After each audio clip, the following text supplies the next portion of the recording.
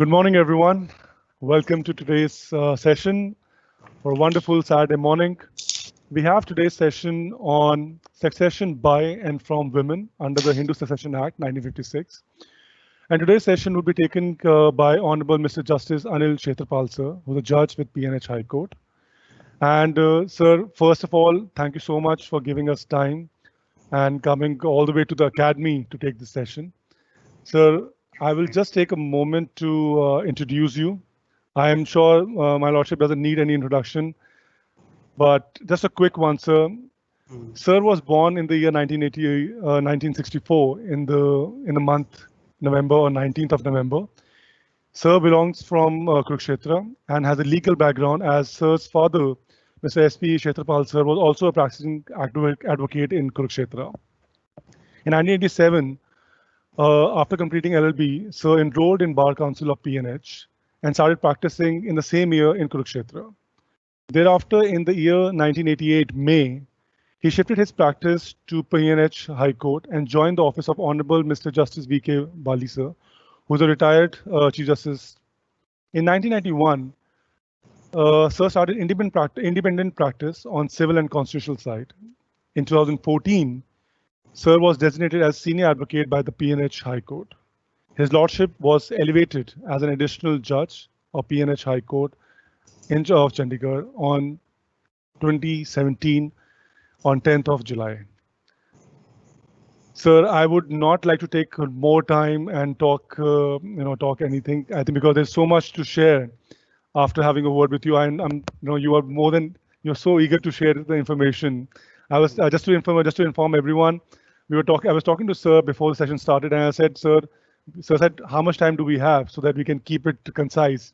And I said, Sir, we have 1 hour. He's like, no, I can talk for long. It's Chetan, up to you. You have time or not? Because Sir was saying that I'm eager to share with everyone what information I have.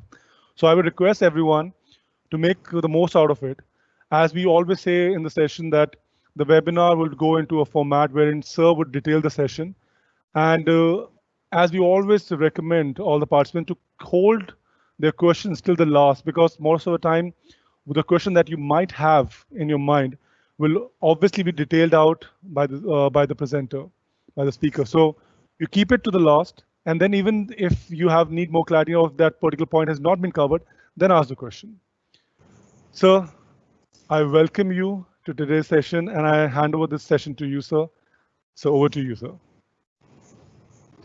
Thank you. I'm really grateful to directors of the Judicial Academy and SCC Online for giving me opportunity to come and share my views.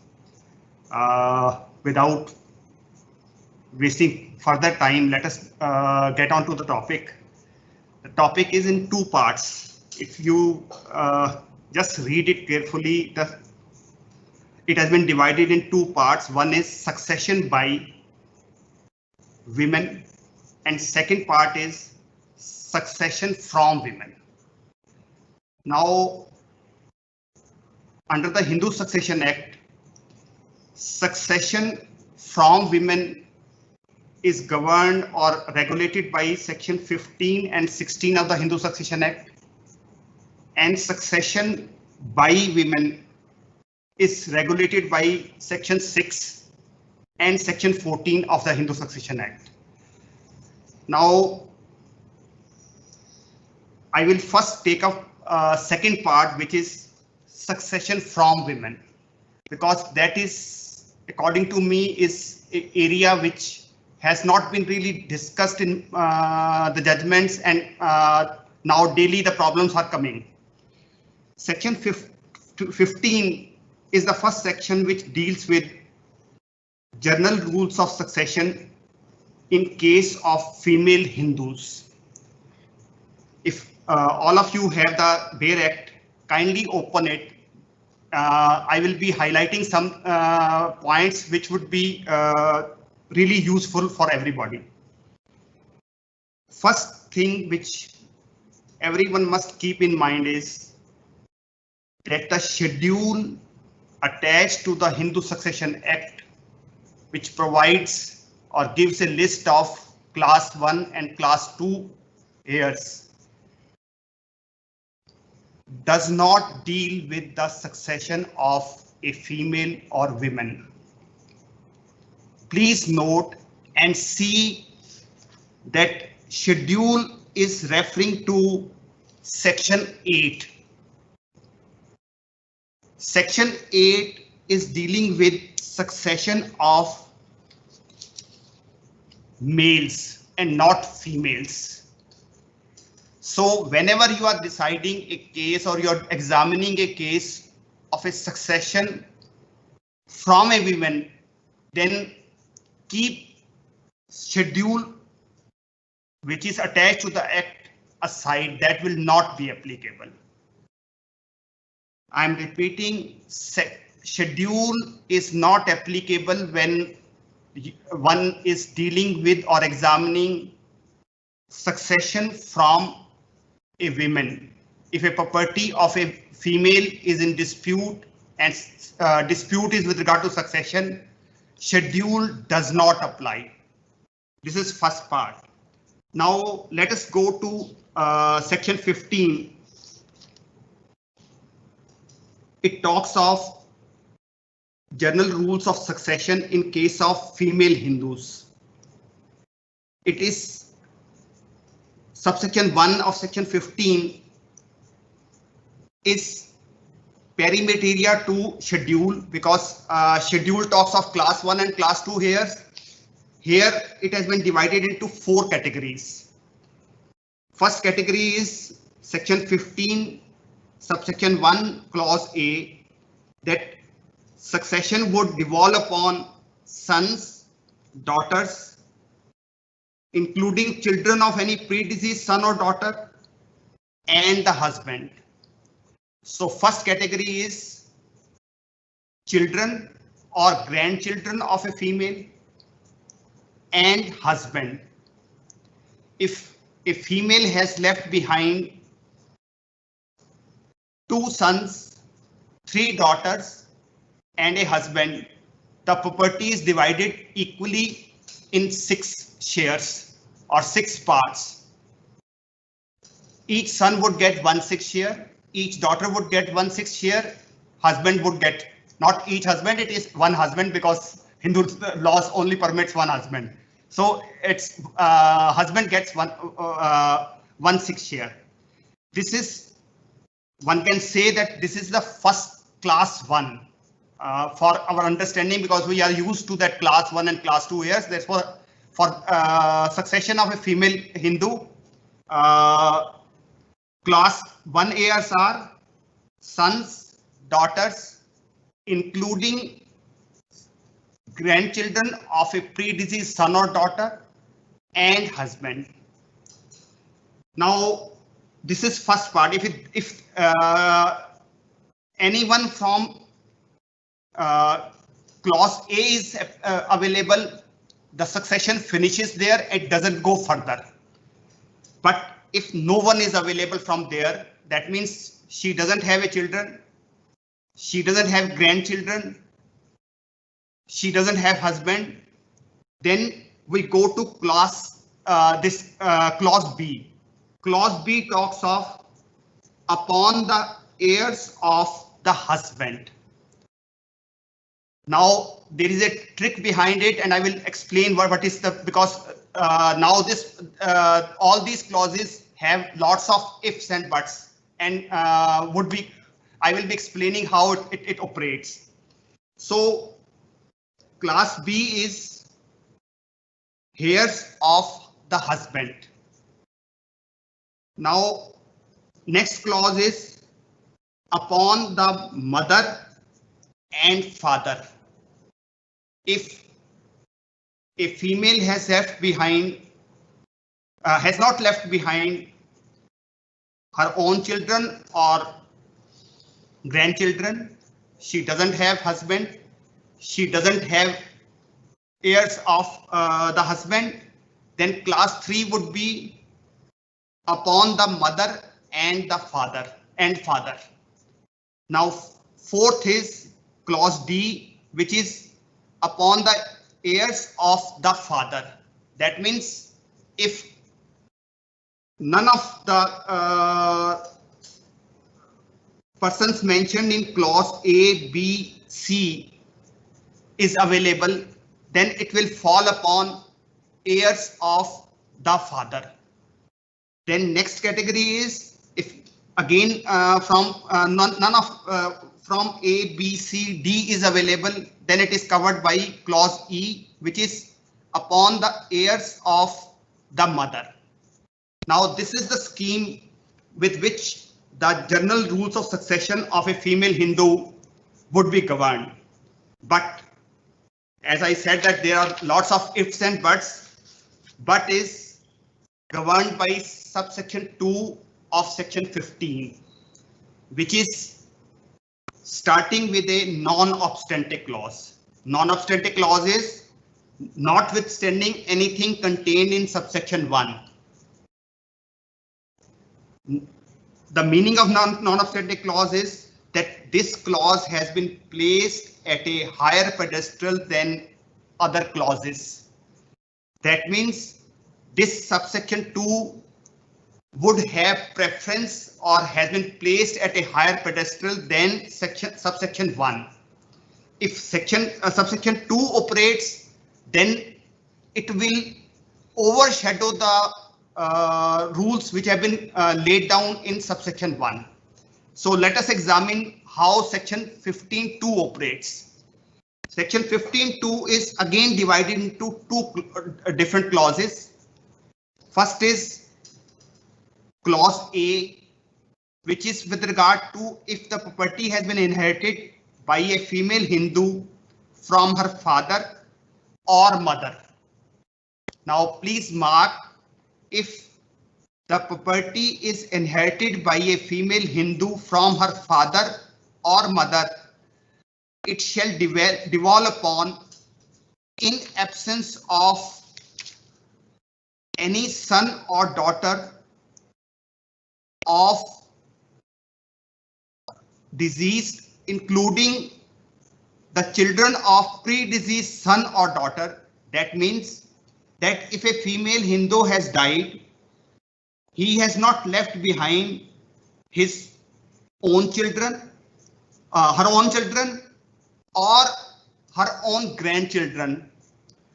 Then section 15 subsection 2 clause A would apply if the property has come from her father and mother, and then it will go by that it will devolve upon the heirs of the father. Now please mark the word, even if the property has come from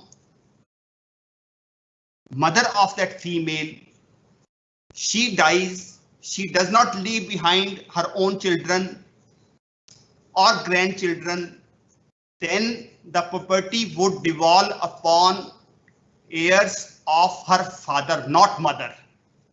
I am stressing once again, please note the word used is upon the heirs of the father. Now there is another catch therein, that the poor husband is left out. So if the property has come to a female from her father or mother, she has a husband but she doesn't have any child or grandchildren, then husband doesn't get the property. The property would devolve upon heirs of her father. That means it will revert back to the father, and the succession of the father would operate thereafter. Now, once we go to section 16, there is a legal fiction. I just want to cover this so that everybody is clear on this. Legal fiction is this, that if the situation is governed by section 15 subsection 2 clause A, that the property had come from mother or father and she does not have her own children or grandchildren, then deeming fiction is that her father has died immediately after her death. This is a legal fiction which has to be presumed. This is a legal fiction which has to be created while deciding succession. So by legal assumption, her father would be deemed to have died immediately after the death of that female. So property has first gone back to the father. From father, the property would go to the heirs of father as per schedule or section 8 of the Hindu Succession Act, because father is a male. Now, this is first part of non-obstantive clause in section 15(2). Second part is, if the property was inherited by a female Hindu from her husband or from her father-in-law, then in absence of own children or grandchildren, it would not devolve upon the heirs mentioned in subsection 1, but upon the heirs of the husband. Now, kindly look at section 15(1) clause A. Section 15 subsection 2 clause B provide that if a female Hindu has got a property from her father or father-in-law, in absence of her own children, the property would devolve upon the heirs of the husband. So, just to summarize what is the scheme, that section 15(1) talks of a normal scheme how the succession would devolve upon. Section 15(2), which is with a non-obstantive clause, which has been placed at a higher pedestal, governs even succession which is provided under section 15(1). So if the property is self-acquired, property would be governed by sections 15(1) clause A, B, C, D, E. But if the property has come from her father or mother, it will be governed by clause A of subsection 2 of section 15. If the property has come to her from her own husband or from her father-in-law, then the property would be governed by clause B of subsection 2 of section 15. This is how we understand.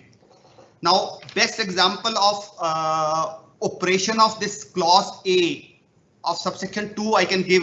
I happen to deal with one case. One person had 3 daughters from first marriage. During subsistence of first marriage, it is a case of when a second marriage took place before 56 Act. He married again. From second marriage also he got one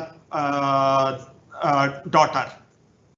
So he had 2 wives and 4 daughters. Now, first wife died during the lifetime of the husband.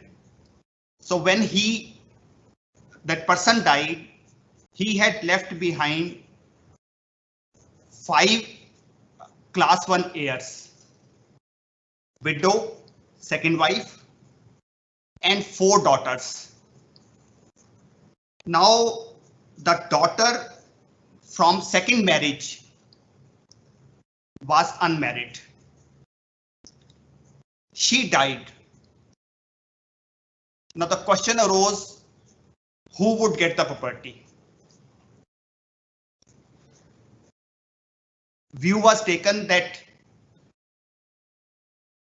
Shin's daughter, deceased daughter who was unmarried, had left behind her own mother who was related to her by full blood.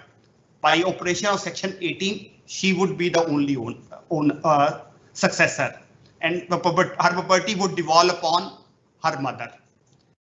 When the matter came in this court, we re-examined this entire scheme, and then what I found out was that it will be clause A of subsection 2 of section 15 would operate. if clause A operates, then by legal fiction, property which had come to that unmarried daughter from her father would go back, revert back to her father, and her father would be deemed to have died by legal fiction immediately on her death. So property for split of second goes back to the father. Father also dies. Then his class 1 heirs are all the 3 daughters from first marriage and widow, that is second wife. So property was divided into 4. That is how these things operate. And that's why I am explaining. Please keep in mind now females and with women's having made so much of progress, they are owners of so much of property, and succession disputes would come. Please keep all these things in mind. Now, let us now shift our focus to section 16. Section 16 talks of 3 golden rules of succession of a woman or a female. Section 16, if we just have a casual glance, it talks of order of succession and manner of distribution among heirs of female Hindu. Rule 1 is that among the heirs mentioned in subsection 1 of section 15, one entry shall be preferred to those in succeeding entry, and those included in same entry shall take simultaneously. Now, if we go back to section 15(1)(a), I had explained when explaining that if a female Hindu has left behind 2 sons, 3 daughters, husband, then property would be divided into 6 parts. They are all governed by clause A of section 1 of section 15, and they will get equal share 1/6 each. So if anyone from clause A is available, he or she excludes those falling in clause B, C, D, and E.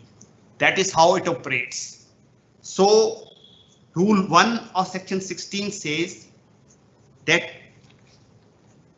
one entry shall be preferred to the succeeding, to the those which are succeeding, and those included in same entry shall get equal share. This is rule number 1. Rule number 2 is that if any son or daughter of intestate had predeceased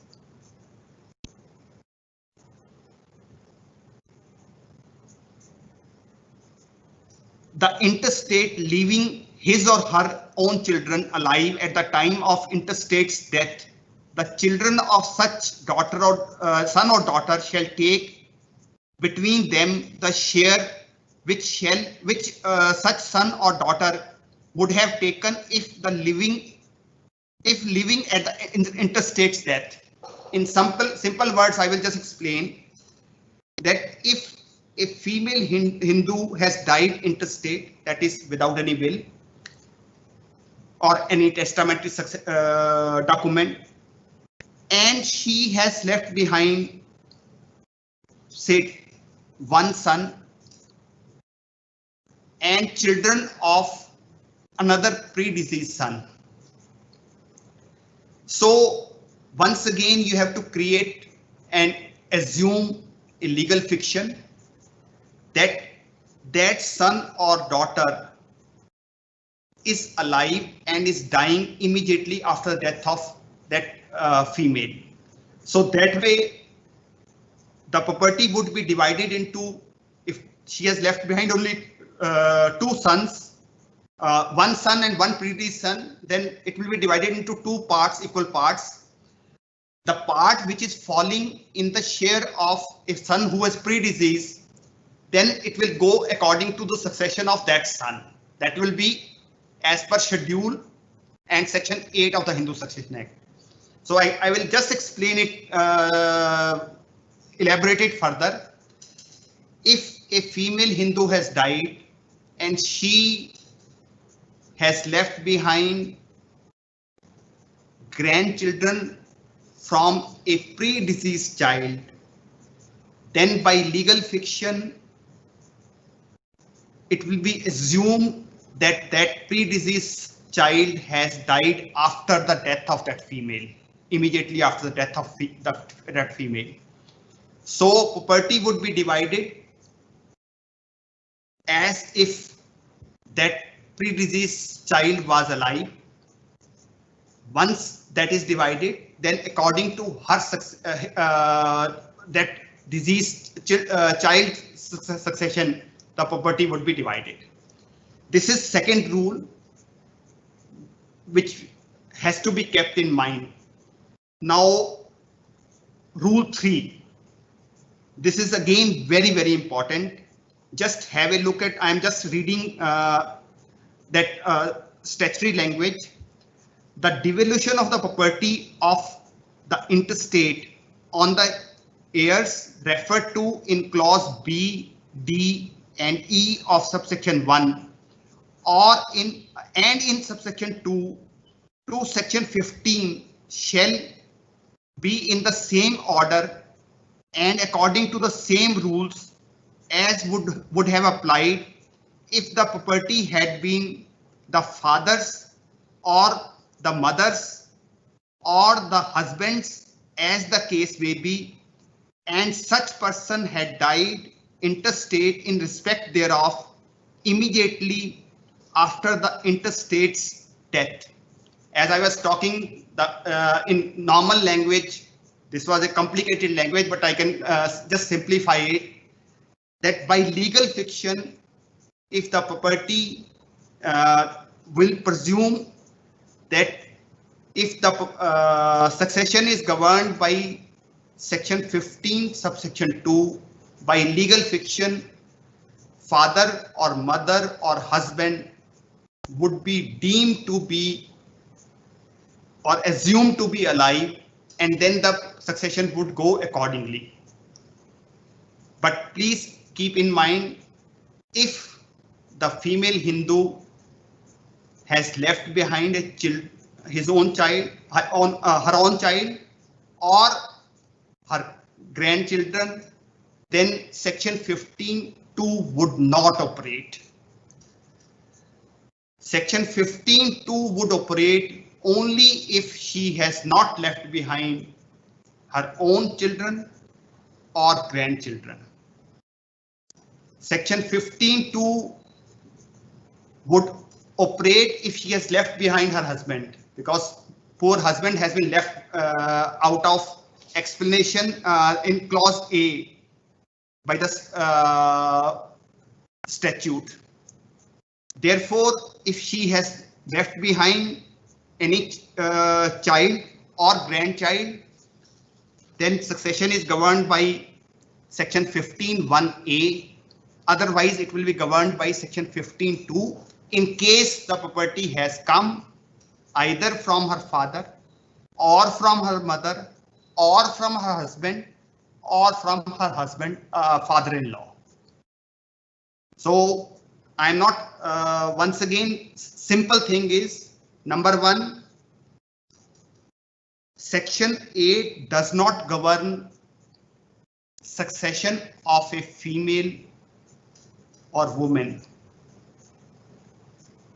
The schedule attached to the Hindu Succession Act does not govern succession of interstate succession of a female. 3, if the property is self-acquired, it will be governed by section 15 subsection 1. Various entries A, B, C, D, E. If the property she inherited from her father, her mother, her husband, her husband's, her father-in-law, in absence of children or grandchildren, it will be governed by subsection 2, clause A and B, wherever it is applicable. And golden rules I have explained while discussing all these things. Now, with this, we come to end of this succession from women. Now, let us go to the second part, which should have been first part, but I thought that it is more appropriate to take up second part first. That is succession by a woman. Now, there are two sections which are important in this entire thing. One is section 14. Second is section 6, and everyone now by now knows that latest judgment of larger bench in Vinita Sharma, the 3-judge bench, where conflict in two views has been explained, and section 6, the amendment in section 6 by 2005 Act has been explained. So this session is being divided into two parts. Let us first focus on section 14. Section 14 has been incorporated because of a reason that before coming into force of Hindu Succession Act 1956, most of time females or Hindu women would have only limited ownership or life interest or limited estate or restricted estate. These are the 4 words which are used for such thing. The framers of the act at that time thought that female Hindus and say women are equally important, or rather more important. They are mothers also, they are grandmothers, daughters, everybody. So it was considered that there should be an enlargement of the estate of a female Hindu. So therefore, section 14(1), which is very elaborate and very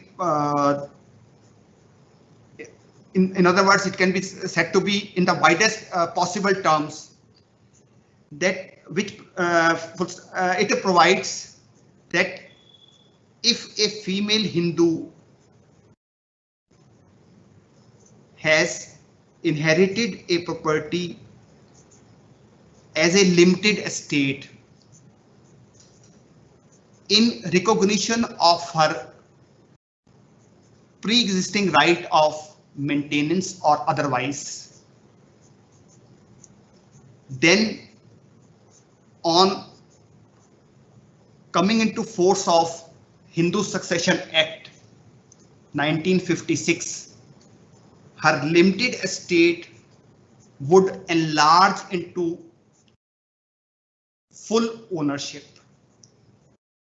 or one can say absolute ownership. Now, kindly just have a look at section 14, subsection 1. And there is a lot of case law on this aspect. Judgments have been given and interpretations have been given. But just have a look at section 14(1). I'm just reading section 14(1). Property of a female Hindu to be her absolute property. As I was explaining, that limited estate is now converted into a absolute property. Subsection 1 reads, any property possessed by a female Hindu, whether acquired before or after the commencement of this act, shall be held by her as full owner thereof and not as a limited owner.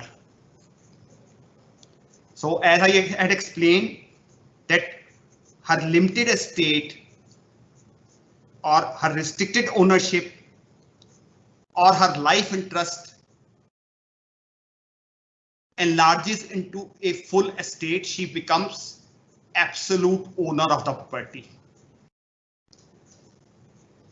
Now there is an explanation which is most important part of this section 14. Explanation talks of that in this subsection, property includes both movable and immovable property acquired by a female Hindu by inheritance or device, or at a partition, or in lieu of maintenance, or arrears of maintenance, or by gift from any person, whether a relative or not, before, at, or after her marriage, or by her own skill or exertion, or by purchase or by prescription, or in any other manner whatsoever, and also any such property held by her as Stridhana immediately before the commencement of this act. That means if she got the property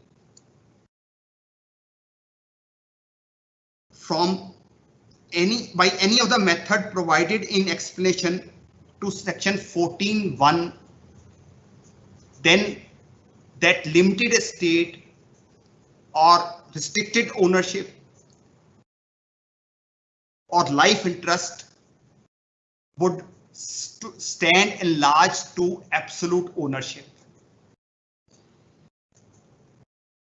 Leading case on this is, if you want to note, is in Veer Tulsama and others versus Sesha Reddy.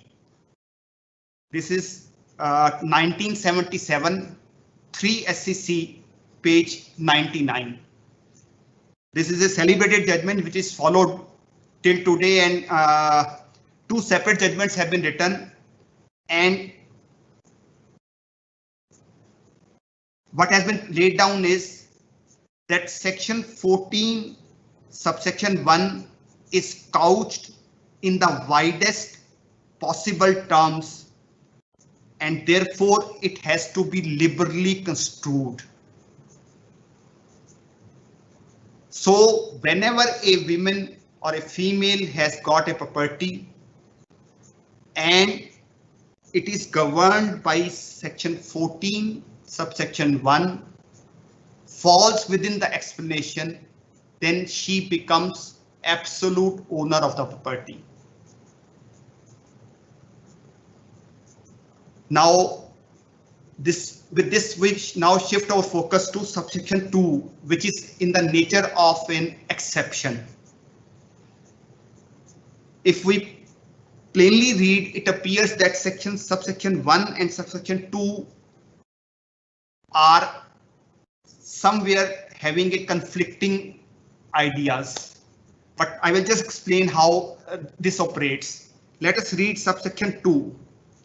Subsection 2, it reads as, nothing contained in subsection 1 shall apply to any property acquired by way of gift or under a will or any other instrument or under a decree or order of a civil court or under an award where the terms of the gift, will or other instrument or the decree or order or award prescribe a restricted estate in such property. On plain reading, one would say that this is absolutely contrary to what is provided in subsection 1. But this has been explained and considered in that very judgment as I had referred to in Tulsama. The Supreme Court has held that where the instruments, will, gift, decree, award create independent and new title in favor of female, for the first time, then section 14 subsection 2 would operate. That means, or in other words, that if she got the property by any of these instrument, will, gift, decree, award, etc., and that she got the property not in recognition of her pre-existing right of either maintenance or otherwise, but she got the property independently and a new title was created, then the succession would be governed by subsection 2 and not by subsection 1. Now, leading case on subsection 2 is Mostma Karmi versus Amru and others. This is reported as 1972 4 SCC page 86. This is again a 3-judge bench judgment which has been followed in 2 very significant judgments with arising from Punjab. First is in the case of Sadhu Singh versus Gurdwara Sahib Narike. It is reported as 2006 8 SCC page 75, and second is Shivdev Kaur versus RS Garewal, AIR 2013 Supreme Court page 1620. If one is interested, I can give one more citation which discusses the entire case law and very elaborate judgment has been given. Please make a note. Judgment is K. Kalyan Swami versus L. Bhaktha Vasalam. This is reported in 2020 SCC Online Supreme Court page 584. Justice Joseph has given a detailed judgment going into the entire history, and he has elaborately discussed how the law has developed. He has discussed judgments even prior to Tulsama, and all these things have been done. Now, to sum up section 14. So section 14, the basic scheme is enlargement of estate of a female Hindu in contradistinction to limited estate as provided under that ordinary Hindu law or customary law, or even that act which was the Hindu Women's Right to Property Act 1937.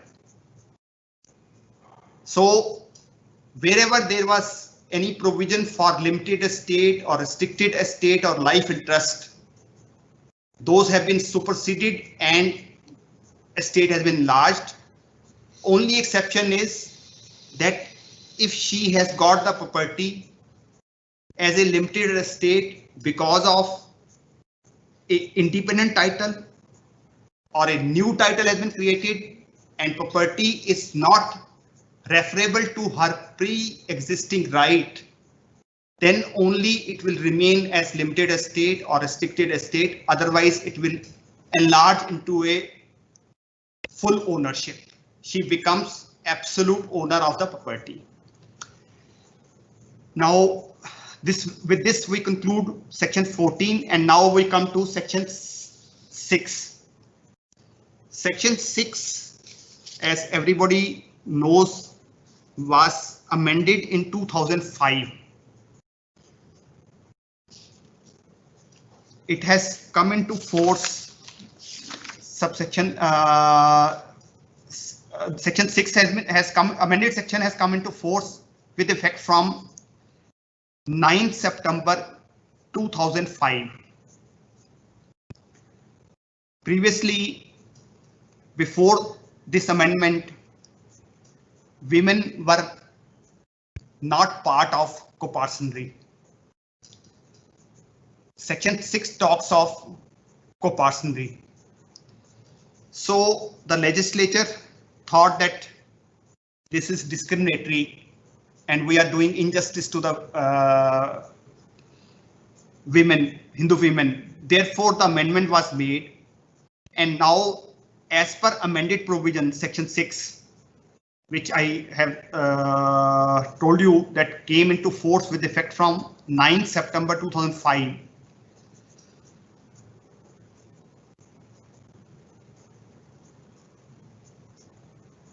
Daughter also becomes a co-partner. She's equivalent to a son. She gets all the rights and the liabilities equivalent to the son.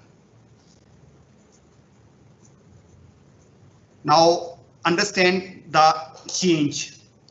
Previously, females, daughters were not part of co-partnership. By amendment in 2005, daughter has been made a co-partner with effect from 9th September 2005. Now, but there are two provisions which must be noticed, because there is little bit of vacuum and I feel that that has not been interpreted. Just have a look at subsection 3 of section 6. Subsection 3 of section 6, which is amended, provides that if a Hindu dies after commencement of Hindu Succession Amendment Act 2005, his interest in the property of a joint Hindu family governed by the Mitakshara law shall devolve by testamentary or interstate succession and not by survivorship. So if a member of co-partnership dies after commencement of 2005 amended act,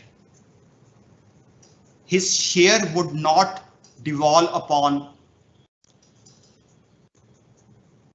by devolution or survivorship, but it will devolve upon by testamentary or interstate succession. To elaborate it further, this is my understanding. There is no judgment on this aspect. That if a co-partner has died, his share would be determined in co-partnership on the death by deeming fiction, and that property would not go by survivorship on the remaining co-partners, but it will go by succession, either under section 8 or section 15 if she is a female,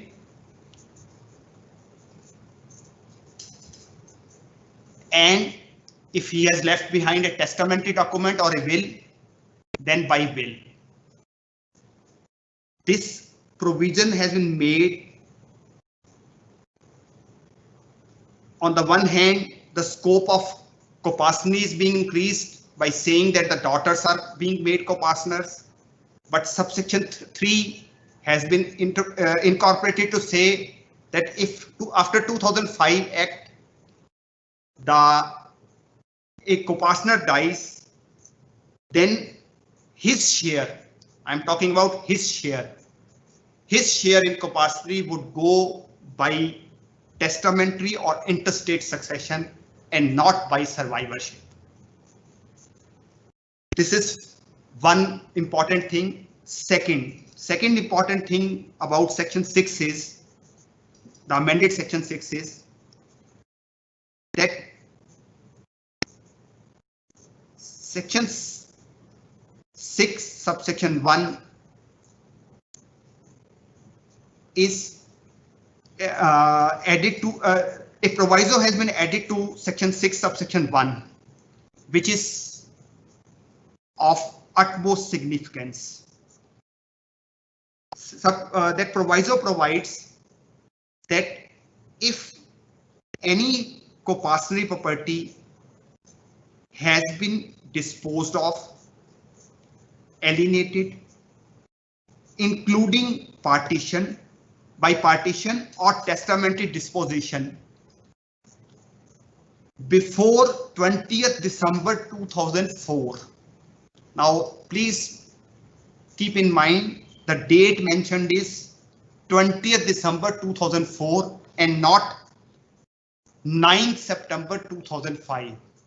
20th December 2004 is the date on which the bill was moved in the Parliament to amend Hindu Succession Act.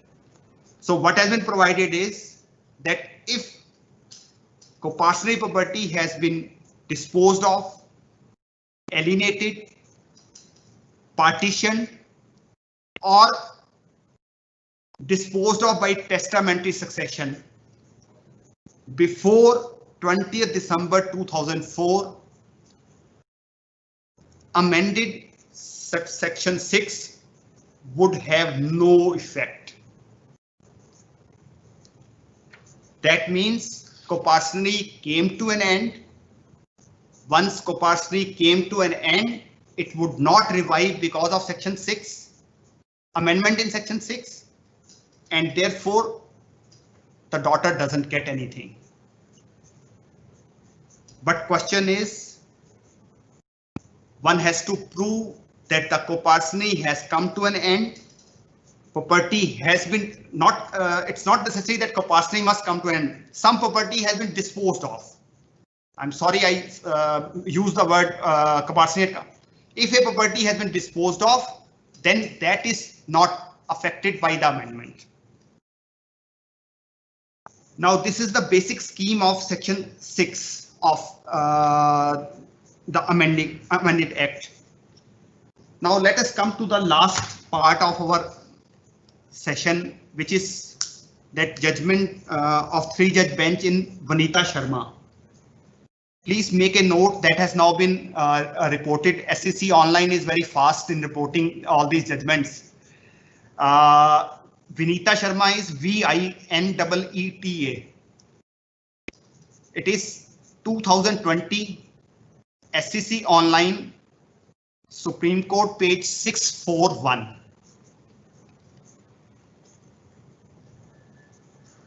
Why this matter was referred to a larger bench is there was an earlier judgment in the case of Prakash and others versus Phulwati, 2016, 2 SEC page 36. Supreme Court interpreted that amended section 6 would apply only if both co-partners, that is co-partner and his daughter, were alive on the date of commencement of the act, that is 9th September 2005. So interpretation was that section 6 would operate only if co-partner or the father and his daughter are alive on the date the amended act was enforced. The court interpreted that language of section 6 is clearly prospective and therefore it would apply if both are alive. Then there was difference in view in Danamma versus Amar and others. This is 2018 3 SEC page 343. In this case, although Supreme Court, the bench of Supreme Court agreed with Prakash but took a different view. In that case, father had died in the year 2001. The court held that the daughter who was born before the amending act would be a co-partner even if her father has died before the amending act came into force. So view taken was different, but although in the discussion the bench agreed with the view of Prakash that it's prospective. Noticing this conflict in view, the matter was referred to larger bench, and recently that judgment has come authored by Justice Mishra, who has really gone into minute details and given an elaborate judgment. Ultimately, what has been held is, number one, amending act confers status of co-partner on the daughter born before or after amendment in the same manner as son with same rights and liabilities. So first conclusion is that daughter, whether born before or after the amendment, becomes a co-partner on an equal footing with equal status to that of a son. Second conclusion is, if the daughter was born earlier to 9 September 2005, I'm sorry. Second conclusion is, the daughter born earlier can claim rights with effect from 9 September 2005. So she becomes a co-partner on enforcement of the amending act, that is 9 September 2005. If a daughter is born before 9 September 2005, she would not be co-partner, but she becomes co-partner by legislative fiat with effect from 9 September 2005. Third conclusion is that it is not necessary that the co-partner or the father should be living on 9 September 2005. Now, we can explain this in a with an example. If a father dies, he has left behind 2 sons and some grandsons, and married daughter. Married daughter would become co-partner even if her father had died before 9 September 2005 in the co-partnership left behind by her father. That means she gets same right with her brothers as her brothers have got. Her rights and liabilities as a co-partner are same as her brother. Now, next conclusion is that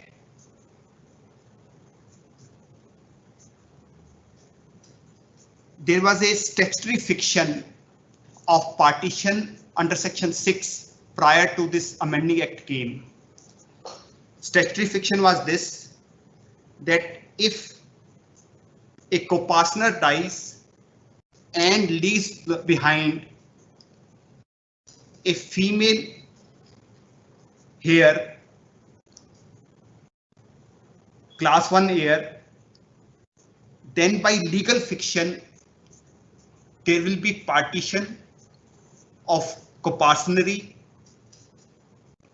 and that by legal fiction the lady would get share, because everybody now knows there are number of judgments that if a co-partner dies after coming into force of 1956 Act, even before amendment of 2005, and has left behind a female heir, then by legal fiction there will be partition. By that legal legal fiction partition, she would get some share, because otherwise she was not a member of co-partnery. She could not get otherwise any property. So to ensure that she gets the property, legal fiction of partition was included. Now, what has been explained in this judgment is that partition by legal fiction under section 6 would not be a partition for the purpose of proviso to subsection 1 of section 6. That means if father has died before 9/9/2005, 9 September 2005, by legal fiction, the daughter gets some share or widow gets some share, that would not be taken as a partition of the property for the purpose of denying the daughter a right to become co-partner. That fictional partition would not come in the way of a daughter becoming co-partner after coming into force of 2005 Amending Act, that is 9 September 2005. Now the last conclusion is that only such partitions would be recognized if those partitions are by a registered document or recognized by a court decree, and that is the language of section proviso to section 6, because if we read, it says provided that nothing contained in this subsection shall affect or invalidate any disposition or alienation, including any partition or testamentary disposition of property which had taken place before 20th December 2004. I think I have said somewhere in 9 September. For partition, the dates has to be seen is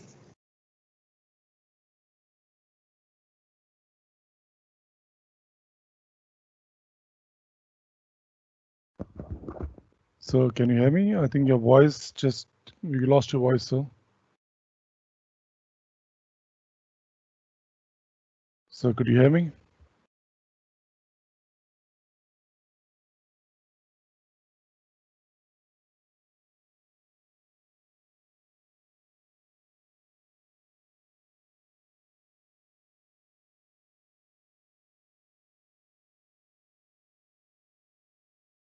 Just give us a minute. I will just check and bring it back.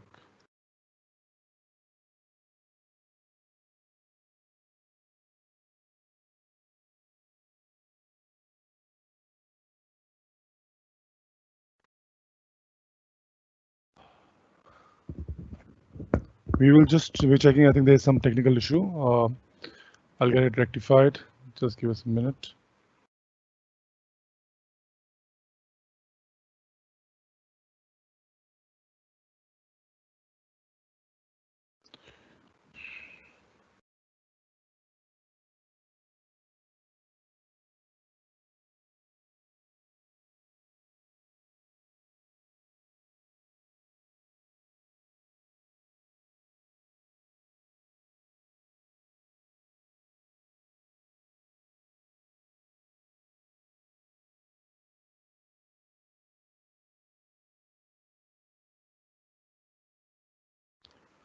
We're trying to reconnect with sir again. It might take a minute or two.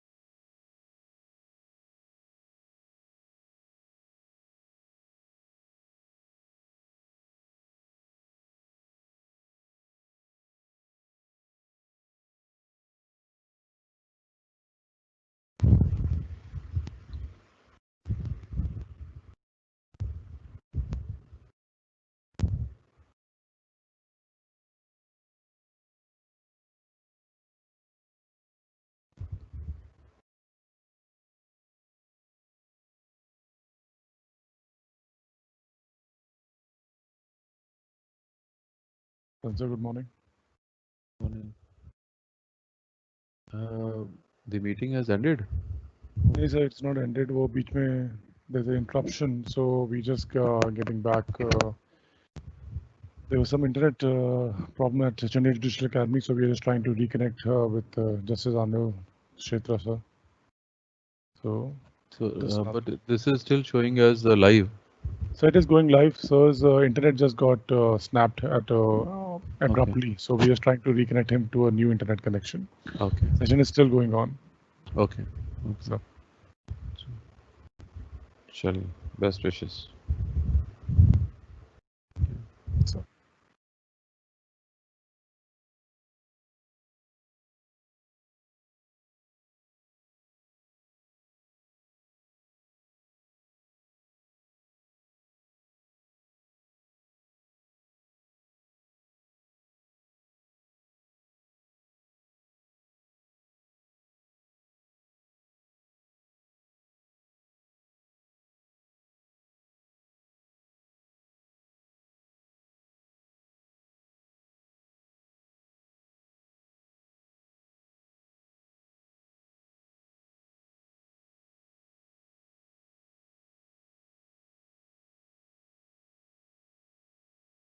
So, can you hear me?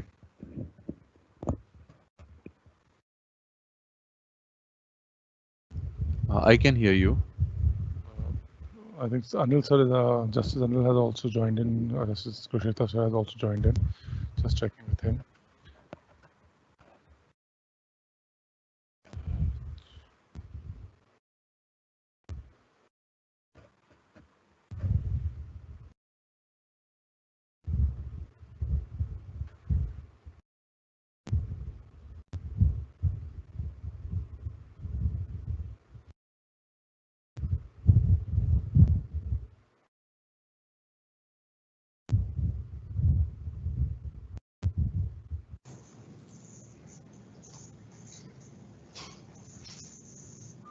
Sir, welcome back. I think there was some technical glitch at your, I think, sir, at the Chandigarh Judicial Academy level. So we can. So we can continue, sir. Again, I think everybody is live now. Yes, sir. Everyone is live, sir. Yes.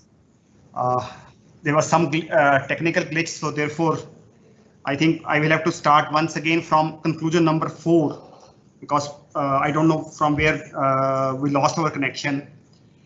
Conclusion number 4 is with regard to statutory fiction, which was created under unamended section of section 6, which provided that if a co-partner died when unamended section was unamended Hindu Succession Act was in force, and he has left behind a class 1 female Hindu, a female heir, then by statutory fiction, partition was assumed, and on that basis, that female Hindu got the property, share in the property. What has been explained is that partition by statutory fiction would not obstruct or would not come in the way of a daughter becoming co-partner. So partition has to be actual by metes and bounds, by registered document, or through a court decree, or it has to be proved beyond doubt that there was a partition. Last conclusion is that partition of the property, co-partnership property, would be recognized only in 3 eventualities. 1, it is by registered document. 2, it is recognized by court. 3, if it was an oral partition, but it is supported by public documents, and partition, final partition is proved, and this has a relation to the date, that is 20th December 2004. Amending Act comes into force on 9th September 2004, but the date for partition is mentioned as 20th December 2004. That is the day when the bill was moved in the parliament. So any partition, any disposition, either by testamentary succession or otherwise, if it has taken place after 20th December 2004, that would not affect the rights of a daughter who becomes co-partner. Three-judge bench has even gone on to the extent of saying and laying down that if in a suit for partition, preliminary decree for partition has been passed before 20th December 2004, since there is no final partition, therefore her rights remain unaffected. In other words, unless there is final partition by metes and bounds recognized either by a registered document or by a court decree, or there is evidence which proves that partition has taken place by metes and bounds, and such evidence should be supported by public documents, or it should be proved before the court. I would go to the use of extent of using the words beyond shadow of reasonable doubt, then only the rights of daughter are affected, otherwise these are not affected. So with this, my session is, from my side the session is over. Now I hand over to the moderator to invite question and answers. Let us try to make an attempt to answer those questions, sir. We have enough questions already. All right, let us. Question, so I will. You have to be a little bit loud, sir. Your voice is not. So can you hear me now? Is it better? Yes. So I'll start with the first question, sir. Yes. So the question is, if a woman died natural death after 1 year of marriage and has not executed will, then who will inherit her self-acquired movable and immovable property, which was acquired before marriage? Answer is simple. We have to just go by the statute. If it is a self-acquired property, it goes by section 15, subsection 1, which provide for 5 different eventualities. If she has left behind her sons and daughters and the husband, yes, sir, it goes to husband. If, as you're saying, it is within 1 year of marriage, probably she doesn't have child. If she doesn't have child, then her husband gets the property. If her husband is also not there, then heirs of her husband get the property. That is the second category. If they are also not there, then upon the mother and father. Fourthly, upon the heirs of father. Fifthly, on the heirs of mother. Because it is a self-acquired property. Self-acquired property. Right. So, moving to the next question, sir. Now, it's about, can a husband claim any right in the property asserting it was purchased by him for his wife, and he had paid for the entire property from his own funds? Answer is yes. It is governed by Benami Prohibition Act. There, the exception has been created, and wherever there is a fiduciary relationship, a person has purchased the property either in the name of, I think, children and wife both are included, then she can, one can claim. So, now, so moving to the question of, in the case of surrogacy, whether the child born through surrogacy will be treated as a natural child? of intended mother as against surrogate mother for the purposes of succession to property of the intended mother? I will have to examine and seek passover of this question because I have not examined surrogacy. There is now probably a legislation on governing this field. Right, sir. We will have to examine that because that would not be, it will not be appropriate for me to answer without being, unless I'm very sure. Absolutely makes sense, sir. Absolutely makes sense. I think we can come back to this. Moving to the next one, sir. It's a scenario-based question, so I'll go a bit slow and stop me if I need to repeat something. First of all, regards to you, sir, and thank you for the session. Now talking about section 15.2, subpart 2, whether it refers to natural hairs or testamental hairs. That's the first question.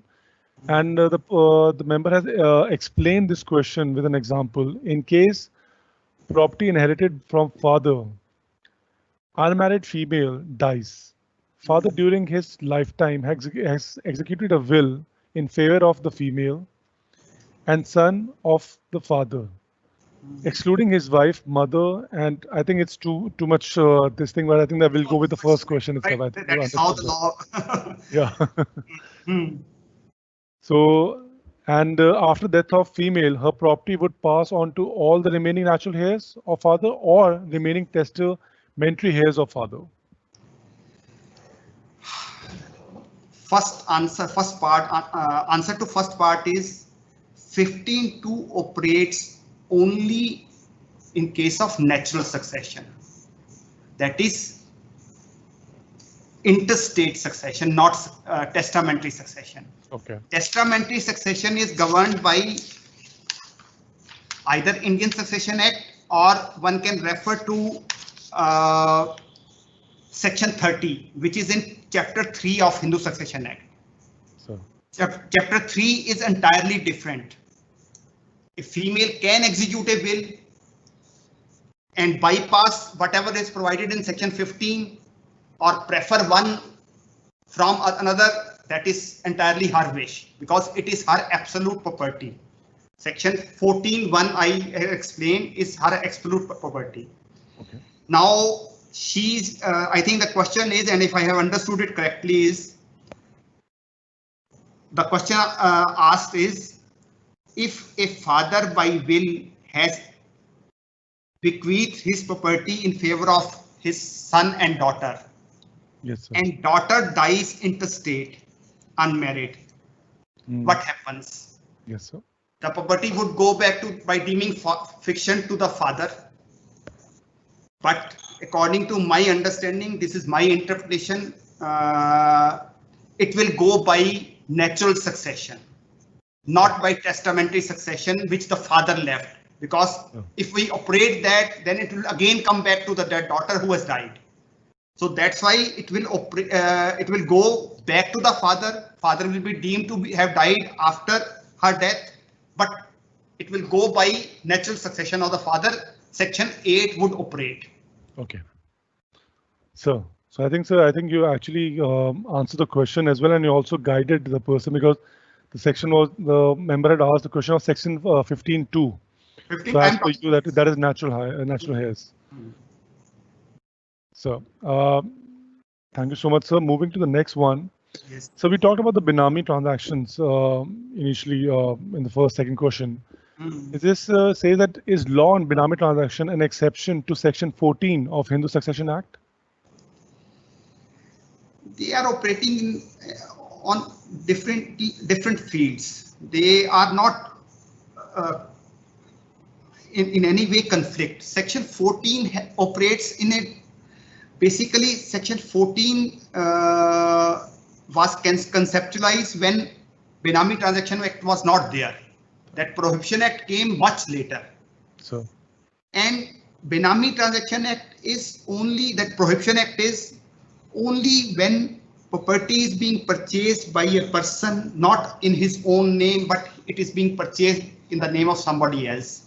And that's why these exceptions have been created, that if a person purchases the property in the name of his own children or wife he can purchase. He is not liable for conviction. He has not committed any offense. But my view is Section 14 and Benami Prohibition Act can't be compared. These are they operate entirely in different fields, because this Section 14 is talking about enlargement of a state. Section 14 enlargement of a state is if the property has been received from somebody and that enlarges. If Section 14(1), the property has been received in recognition of her right of maintenance, it will enlarge. If it is pre-existing right, it will enlarge. If it is not received because of pre-existing right, it's a new title created. Somebody wants to gift a property to his wife on birthday, then that becomes her absolute property. So, Right. so there's a question from Baljinder Sara sir, a member of the General Judicial Academy. Because he is very thorough. So first Yes. of all, he has conveyed his regards to the Lordship, and he has said that thank you so much for such an engaging and enlightening session. The question that sir is asking is, what is the yardstick or parameters to find out in a given situation to whether the female Hindu has got the limited interest or estate in lieu of a pre-existing right after the commencement of Hindu Succession Act 1956? Basically, it depends upon facts of the case. There cannot be any straight jacket formula in which we can say that these are the parameters. Basically, what has been interpreted is that the interpretation has to be in favor of a female. The interpretation has to be very liberal. It is of widest amplitude, and if the court comes to a conclusion after appreciation of evidence that the property is in lieu of her pre-existing right, then it will the limited estate would enlarge. But as Mr. Sara has asked, we can't lay down any parameters that these will be the parameters. These all depend upon the facts and circumstances of the case and the evidence available.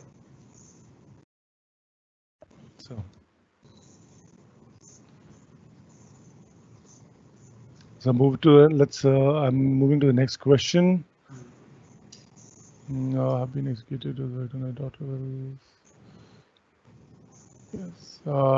So request to elaborate on the effect of repealing an amendment Act 2015 or Hindu Succession Act, which provides that Hindu Succession Act 2005 has been repealed to the extent of whole. There is no repealing of 2015 Act, if my knowledge is correct, sir. My information is correct. I don't think 2015 Act was never repealed. There is no repealing of. No, sir. It says 2015 amendment of 2015 has repealed 2005 Act. I'm sorry, I'm not. Maybe so. You can check. I don't think there is any amendment in Hindu Succession Act in 2015. Amendment. Better repealing an amendment after on the Succession Act, which provides the Hindu. You can open SEC right now and see if it is. So something has escaped my notice, but let us just. Check.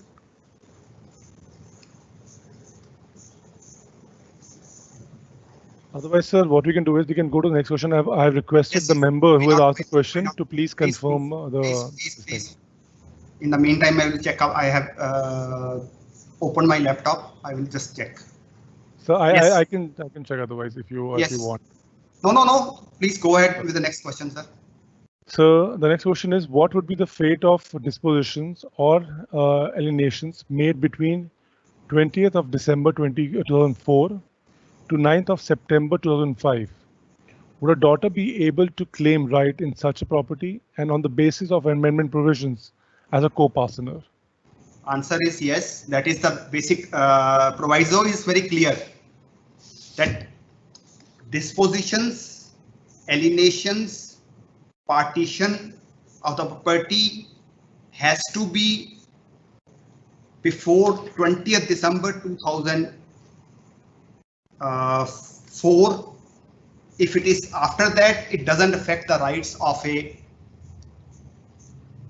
daughter.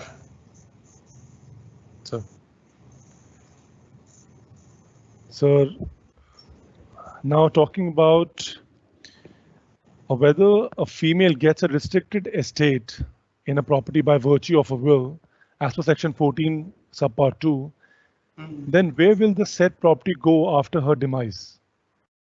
No, you have to just repeat the question, sir. So it's a restricted estate that the female has got by the virtue of will, as per section 14 subpart 2. Then the question is, then if once she dies, what will happen to that property? Where will that property go? That will be governed by section 15. Okay. That will be governed by, no, he probably question is with regard to limited estate.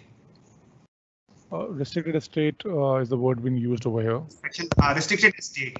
Yes, if sir. that is a restricted estate, then as per that whatever document she got, if it provided that after her death the property would revert back to so and so, it will govern that. Okay. It will not be governed by section 15. It will be governed by that document which created that restricted estate or limited estate. So there is no amendment in 2015. Please tell that whoever has posed the question. I have already asked. My information, there is amending act is only in 2005. Thereafter, there is no amending act. So this is what your SEC online is telling me. Rest is. I can't say anything now. It's right. All right. Yes.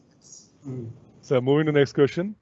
Yes. So section 6 subpart 3 uses the word his interest, and going with the definition of section 3 subpart 2, his does not include her. And then there is an amendment as to inclusion of her in section 30, but not in section 6 subpart 3. Does it mean section 6 subpart 3 is applicable to only male Hindus and not female Hindus? The answer is on plain reading, the word used is his, not her. So therefore, we will have to take that it is only with regard to male. Because it is talking about probably why this word his interest has been used is because this by amendment earlier before amendment only male were part of co-parsonery, females were not. Yes. Question here is if a male Hindu dies after the act,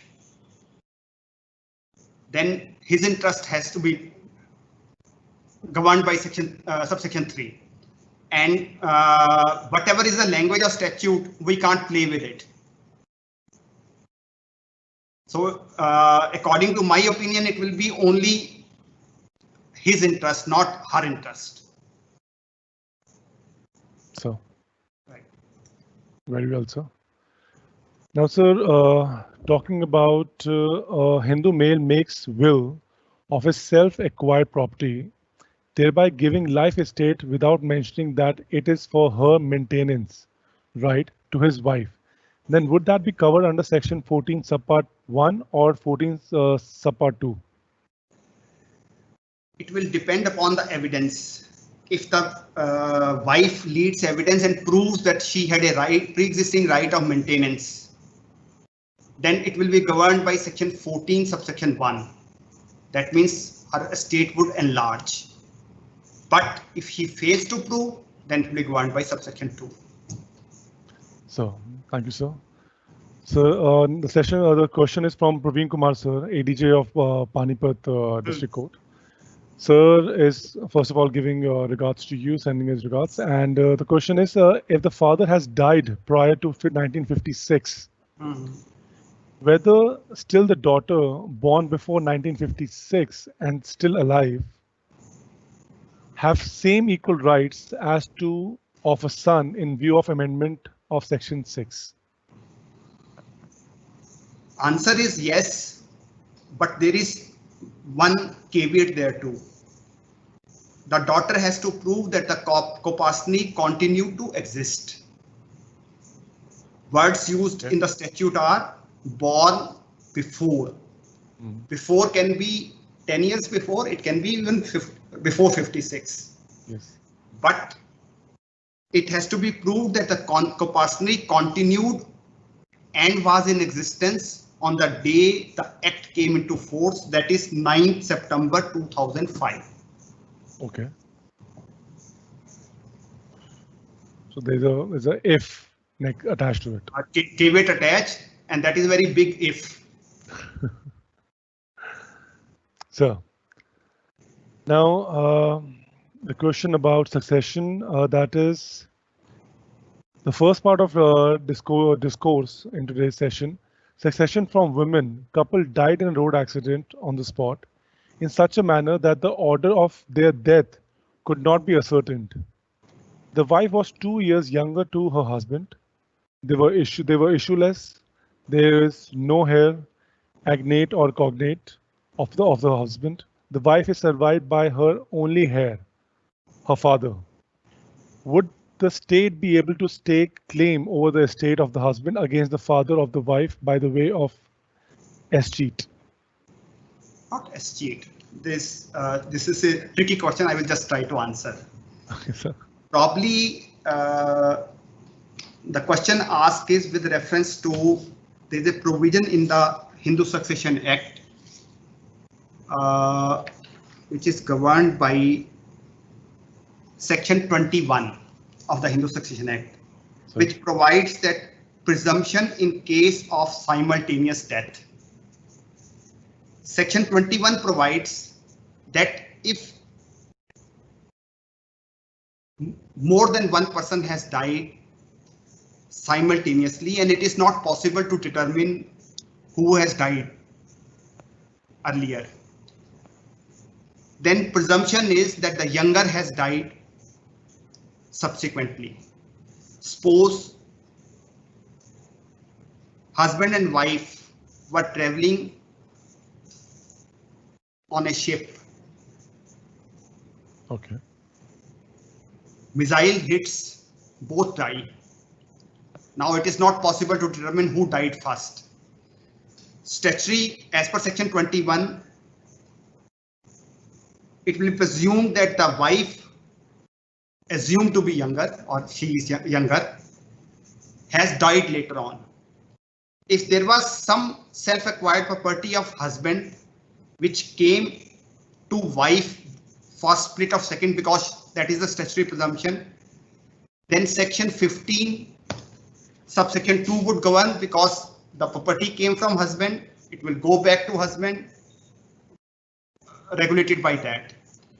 If the property she received was from her father, she died subsequently by legal fiction, it will go back to father and father's succession would govern. So that is how it will operate. Because that is, this question is relating to section 21. 21 is when simultaneously two persons have died, two or more persons have died, then presumption is, and it's well settled that the succession never remains in abeyance, even for a split of second. The moment someone dies, his property passes on. The next moment. There is not, even if there is a difference of 1 second, the property has passed on. Okay. Right? So presumption is, and that is a statutory presumption, that whosoever is younger, if husband is younger, husband has died later on. If wife is younger, wife has died later on. Okay. It's okay, sir. Sir, a couple of, I think, 5 more questions. Yes, yes. Whether sales deed, will transfer deed, which have already been executed, have effect the right of daughter while taking into consideration the latest pronouncement of Honorable Apex Court? Answer is yes, if these are before 20th December 2004, not 9 September 2005. That's I am once again emphasizing. Please make a note. The transfer has to take place before 20th December 2004. Word uses before. If it is on 20th December, still it doesn't affect the right of the daughter.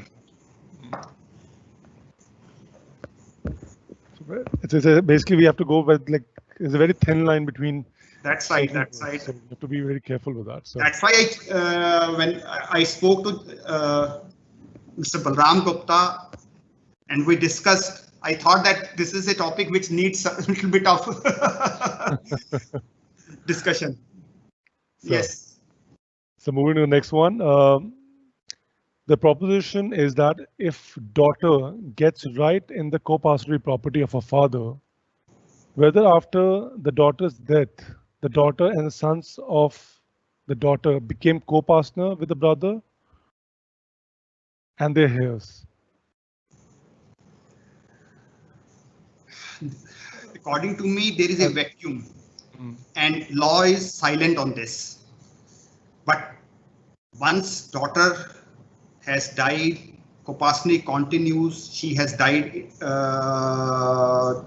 interstate, then her children would become co-partners.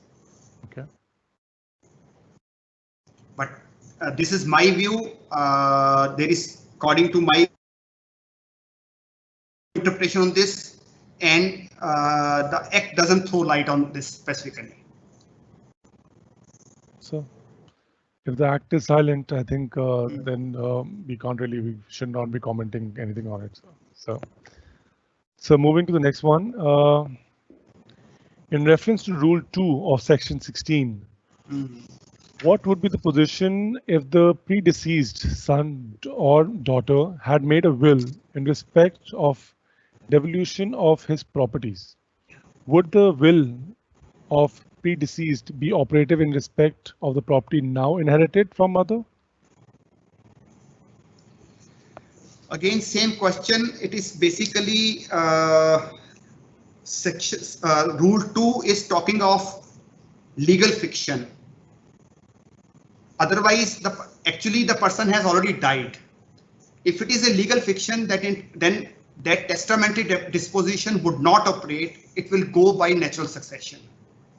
Because actually that person has already died. It's only because of legal fiction we are assuming that he was alive.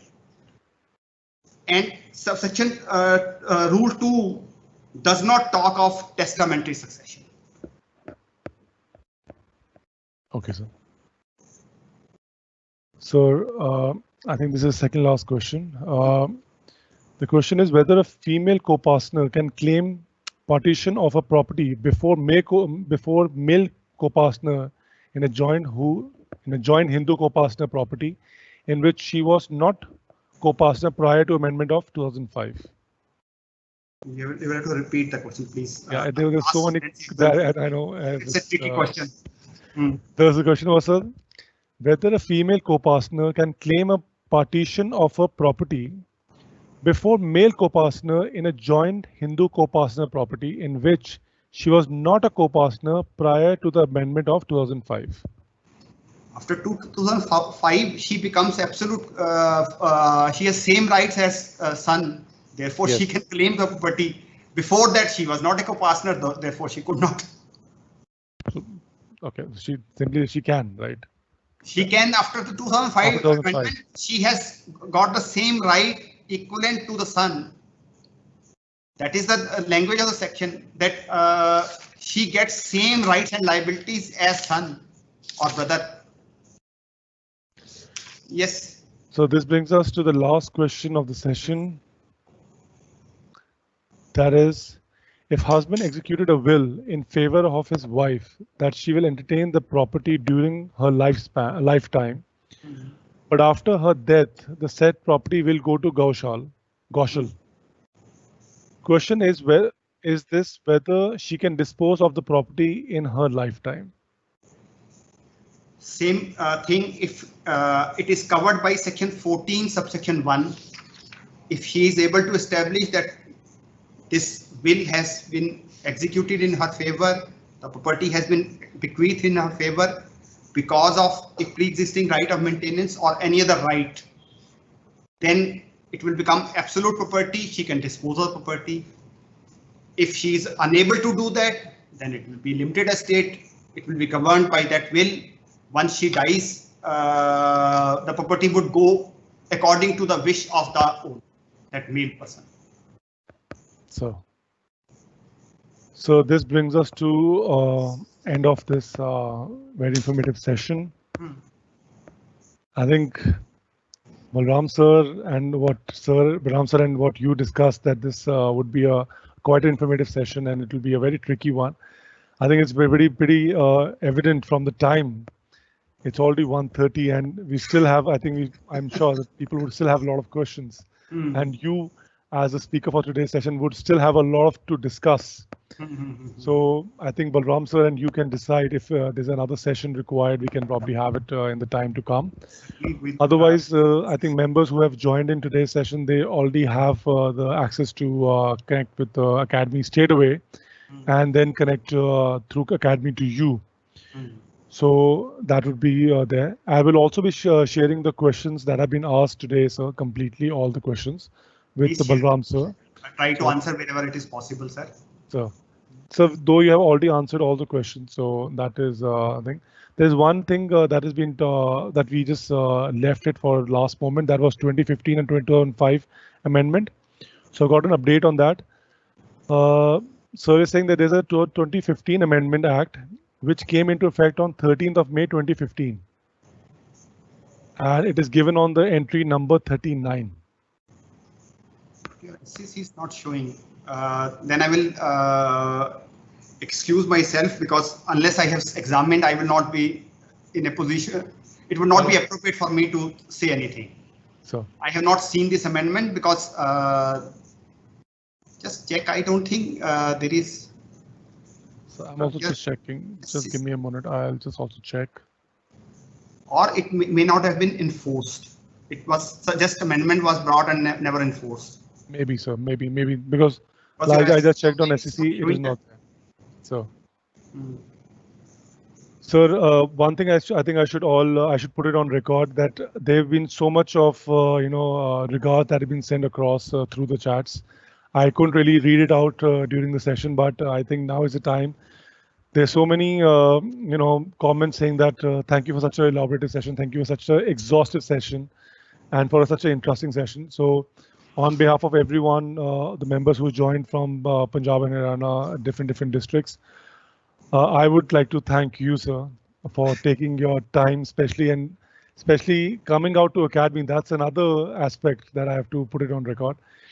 Thank you so much, sir, for taking your time. Thank you so much for sharing very much. I hope that this session would help every one of us to adjudicate properly. That is, this is my wish, and I would only, as a last thing, I would say that whenever you are confronted or you get a chance to decide, first master the facts or marshal the facts, those facts, and then examine the Bare Act. Once we examine the Bare Act or the statute, everything would follow. And once facts are clear to you, you have examined the act, the decision is not difficult. So, and I would be very happy if brother judges start quoting provisions of the act rather than judgments. They refer to that this is section governed by section 15, clause 2, clause 1, clause non-obstante clause.